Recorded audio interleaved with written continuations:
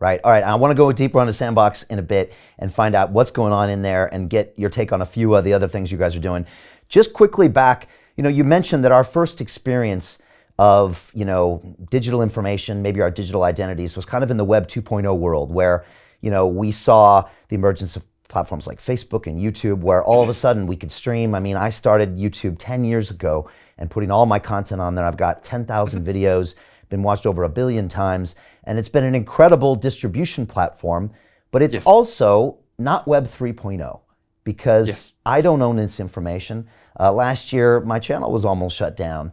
And I not only almost lost maybe all my videos, Robby, but I almost felt like I lost part of my identity because this was my life for 10 years and then it was gone at one point. And I might have had a hard drive with them here, but I didn't have the community and the links and the shares and the comments. And so I think you're trying to really emphasize that this open metaverse, this Web 3.0 is where not one gatekeeper controls the information, makes the rules, and we're allowed to go ahead and take our assets here and there. And maybe you can speak on this because this is an important concept. I think Yak called it digital colonialism, where sometimes we've been stripped of our information and it's been sold back to us because we grew up in an era where we don't understand we should own our information. So maybe you can speak on that.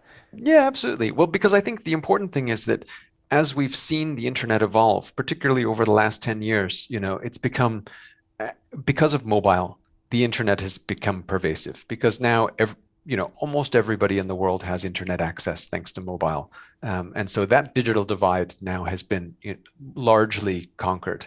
But I think the way that we interact with those devices has still become subject to certain centralized platform rules. So if you're accessing on mobile, typically, Google and Apple play a role in all of the content that you see.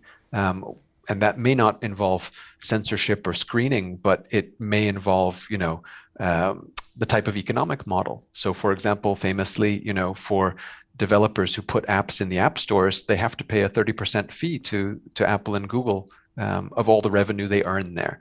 And same thing with your YouTube channels. You have to share advertising revenues with YouTube. And in exchange, obviously, they provide you that platform.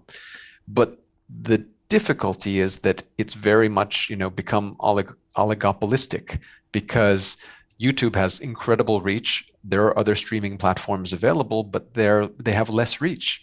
And because of the incredible power of YouTube, you as an influencer there don't have a whole lot of say in the negotiation over your terms of service with YouTube, Amen. Which is unfortunate. Yeah. You should be able to establish that, more directly with your customer base. And I think part of the issue there is that there has not, before now, there's never been a great way for you as an individual or as a small business or even a big business to be able to level that playing field a little bit. There are very few companies in the world who can go to YouTube and say, I'm so important and give you so much business that we can negotiate as equals. Maybe Facebook can, for example, maybe Apple can, but not many others. And so what blockchain does is it levels that playing field because it gives everybody equal access. So here's an interesting concept. If you think about esports, so esports is very important to us in the video game business. And what it means to be an esports athlete historically means you're a professional who makes your living and your income through playing games and being really good at it. But the way you make your income is actually through sponsorship. So you're really good at playing League of Legends or something. And so sponsors somehow find you, or you find an agent and you sign a contract and you get sponsored. Now, that infrastructure and that system is something that, frankly, really works best in developed economies because they have the infrastructure for those types of industries. Now, if you come and play some of our games, what it means to be an esports athlete in F1 Delta Time or Rev Racing is completely different because you come to the game, you play, if you win, you get your prize, right? It goes straight into your wallet. So you don't need an agent, you don't need a sponsor, you don't need anything. You just need that internet connection, which means that we can have professional esports athletes making a living playing our games from anywhere, as long as they have an internet connection. So that playing field has been completely leveled. And I think you see that when you look at who are, lots of the leading companies in this sector, at this time. So if you look at just over the past year, it's been an incredible year for fundraising particularly in the blockchain game industry. So you see a lot of companies raising money at billion-dollar valuations. But if you actually look at all those companies, very few of them are American.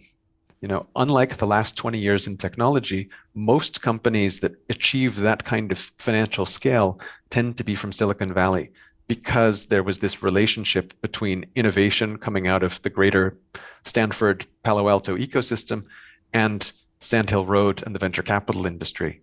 But now, if you look at companies like Dapper Labs with NBA Top Shot, or Sky Mavis with Axie Infinity, or So Rare, for example, there's 3 top blockchain game companies, all with valuations north of $3 billion, none of them American, right? One is French, one is Vietnamese, and the other one's Canadian. And that's fascinating. It means that you can have that kind of success and innovation literally from anywhere, as long as you have an internet access. And that final fact is ultimately a sign that capital is coming from different places, as in coming from, or capital is being also distributed quickly on a different basis based on blockchain. Yes. Is that why that's fundamentally happening? Yes, and it's not. There aren't the traditional gatekeepers of investment banking and venture capital. Yeah. So it's not about who you know. It's about, I have this great project. I put it on the internet. Everybody finds it, and in the capital comes into the project. And actually, in order to have a successful, for example, blockchain game, I don't need to have, $50 million upfront from an investment firm. I can actually now create in-game assets as NFTs, and I can just sell them to my customers from day one. Yeah, it's a very different model. It's like democratizing the capital structure. And I was having this conversation with somebody recently, Robby, and they said, the term private equity, if you think about it, it almost says what it is. A private small group of very wealthy people get access to early stage deal flow. And I have a bunch of my DeFi Academy students on my Zoom call the other night, and I said, raise your hand if you got access to the Series A round of Facebook back in 2007. And nobody raises their hand. I'm like, yeah, of course you didn't. Because Peter Thiel got the call and a few others got the call, and they put the money in. And later when it IPO'd, you might have had some access. But back then, even if you're in Silicon Valley, you probably wouldn't have seen the deal. You had to be part of the group that was in the group. Nowadays, though, these tokens they're liquid. There's over 15,000 tokens on CoinMarketCap, which brings its own issues, okay? Yes. But at least you have access to capital, access to investors, and then, like you said, also, tokens for users and a bunch of other things I'm probably not mentioning. And that completely democratizes finance in some way. Yes, and it's actually so much more powerful, because when you think of the power of all of those people who have been denied that access before, it's actually much greater than the power of the smaller group. Often we talk about how the 1%, this is a popular topic in American politics, how the 1% control, I don't know what the number is, 50% of global capital or something like that. However, the other 50% still control a hell of a lot of capital. And I think that's what we start to see, is that, there's been a lot of gatekeeping.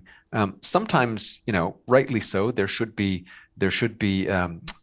legislation and laws to protect consumers, obviously, from getting scammed and things like that. That's important. But unfortunately, often those laws have had unintended consequences of also denying amateur investors and sort of mom and pop investors from opportunities, because, just because you have more money shouldn't necessarily make you a more sophisticated investor, right? It's about what you know, not what you have.